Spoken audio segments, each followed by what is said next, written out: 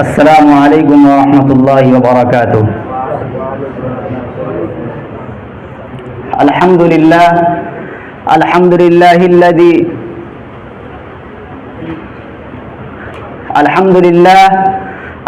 لله الذي خلق الإنسان وحلاه بالنطق والبيان، والصلاة والسلام على سيدنا محمد بن عبد الله وعلى آله وصحبه الأطهار ومن تبعهم بإحسان إلى يوم القرار.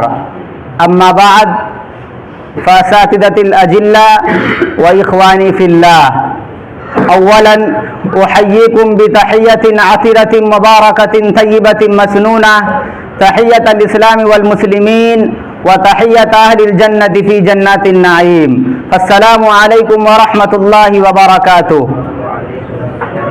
وبعد ذلك أنا أشكر الله تبارك وتعالى وأحمده على أنه وفقنا أن نجتمع في هذه المدرسة الشامخة. حضرات السادة، لا شك في أن اللغة العربية أشهر لغات العالم،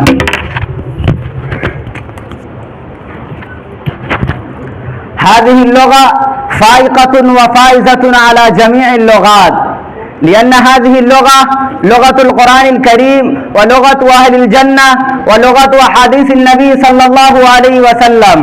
لذلك جاء في الحديث الشريف أن النبي صلى الله عليه وسلم قال: أحب العرب لثلاث، لأني عربي والقرآن الكريم عربي ولغة أهل الجنة عربية.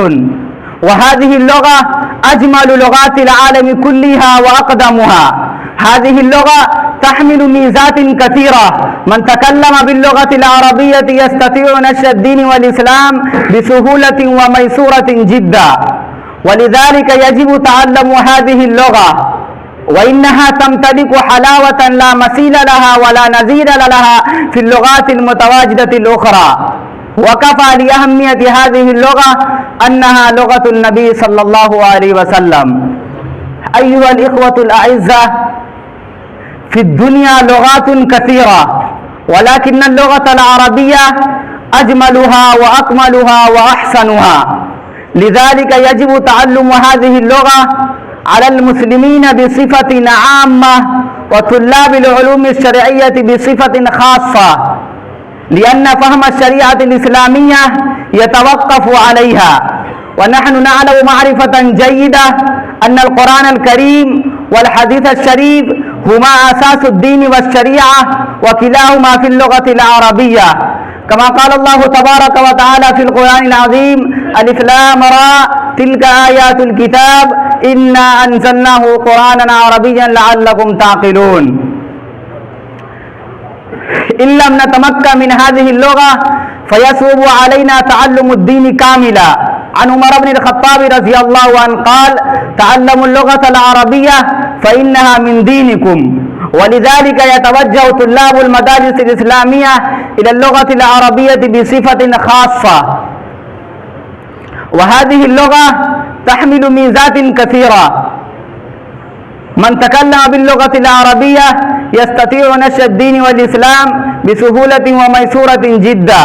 لذلك يجب علينا أن نهتم هذه الفرص اهتماما بالغا، وعلينا أن نساهم في البرامج كلها. أكتفي بهذه الكلمات الموجزة.